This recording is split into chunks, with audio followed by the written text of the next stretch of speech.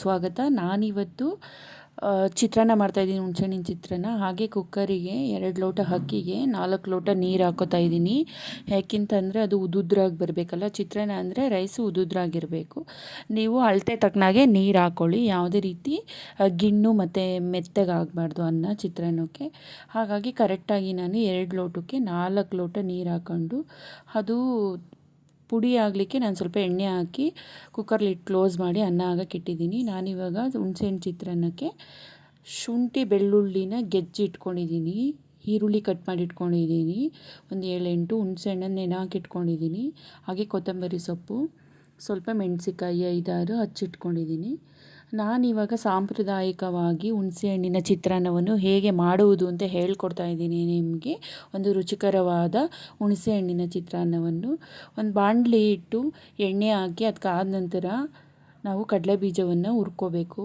ಯಾಕೆ ಅಂತಂದರೆ ಮೊದಲನೇ ಒಗ್ಗರಣೆಗೆ ಹಾಕ್ಬಿಟ್ರೆ ಅದು ಮೆತ್ತಗಾಗ್ಬಿಡುತ್ತೆ. ಅದಕ್ಕೋಸ್ಕರ ಕಡಲೆ ಬೀಜ ಮತ್ತು ಕಡಲೆಬೇಳೆಯನ್ನು ನಾವು ಚೆನ್ನಾಗಿ ಹುರ್ಕೋಬೇಕು.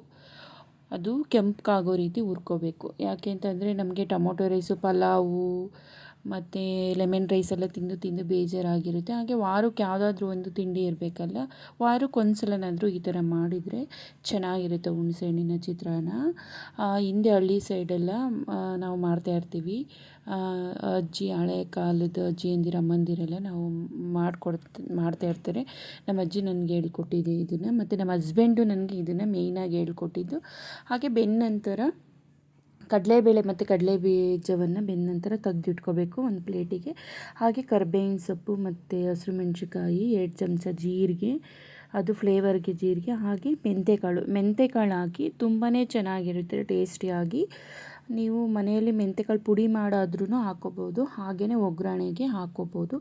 ಮೆಂತೆಕಾಳು ಏನಕ್ಕೆ ಹಾಕೋದು ಅಂತಂದರೆ ಅದು ಟೇಸ್ಟ್ ಕೊಡುತ್ತೆ, ಬೇರೆ ರೀತಿಯೇ ಟೇಸ್ಟ್ ಕೊಡುತ್ತೆ. ಹಾಗೆ ಉದ್ದಿನಬೇಳೆ, ಜೀರಿಗೆ ಉದ್ದಿನಬೇಳೆ ಹಾಕಬೇಕು, ತುಂಬಾ ರುಚಿಯಾಗಿ ಬರುತ್ತೆ.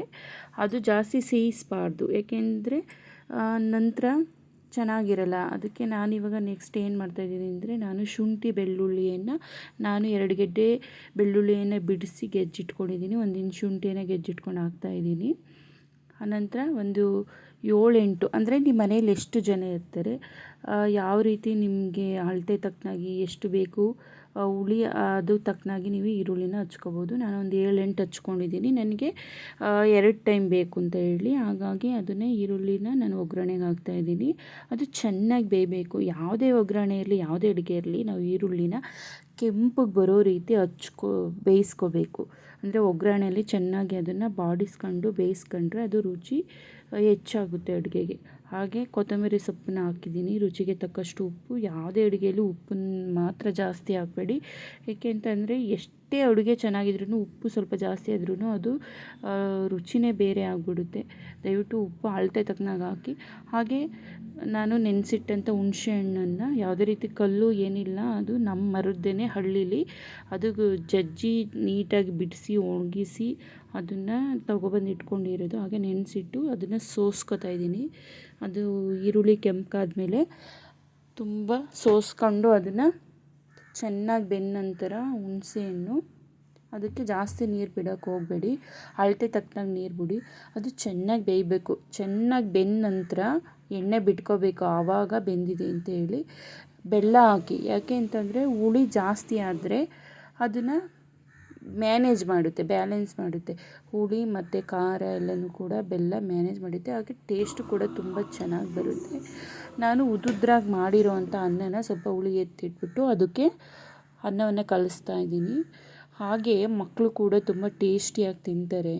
ಮತ್ತು ಮನೆಯಲ್ಲಿ ಗಂಡ ಆಗಿರ್ಬೋದು, ಅತ್ತೆ ಮಾವ, ಅಕ್ಕ ತಂಗಿ, ತಮ್ಮ, ಅಪ್ಪ ಅಮ್ಮ ಎಲ್ಲರೂ ಕೂಡ ಖುಷಿಯಾಗಿ ಕೂಡ ತಿಂತಾರೆ ಇದನ್ನು.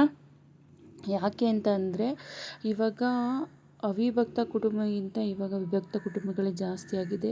ಅದಕ್ಕೋಸ್ಕರ ಎಲ್ಲ ಒಟ್ಟಾಗಿ ಊಟ ಮಾಡಿದರೆ ಇನ್ನೂ ಹೆಚ್ಚೆಚ್ಚಾಗಿ ಊಟ ಮಾಡಬೇಕು ಅಂತ ಅನಿಸುತ್ತೆ. ನಾನು ಕರೆದಿರೋ ಅಂತಹ ಕಡಲೆ ಬೀಜವನ್ನು ನಾನಿವಾಗ ಅನ್ನಕ್ಕೆ ಮಿಕ್ಸ್ ಮಾಡ್ಕೊತಾ ಇದ್ದೀನಿ. ಯಾಕೆಂದರೆ ಒಗ್ಗರಣೆಲೆ ಬಿಟ್ಬಿಟ್ರೆ ಮೆತ್ತಗಾಗುತ್ತೆ, ಅದು ಚೆನ್ನಾಗಿರಲ್ಲ.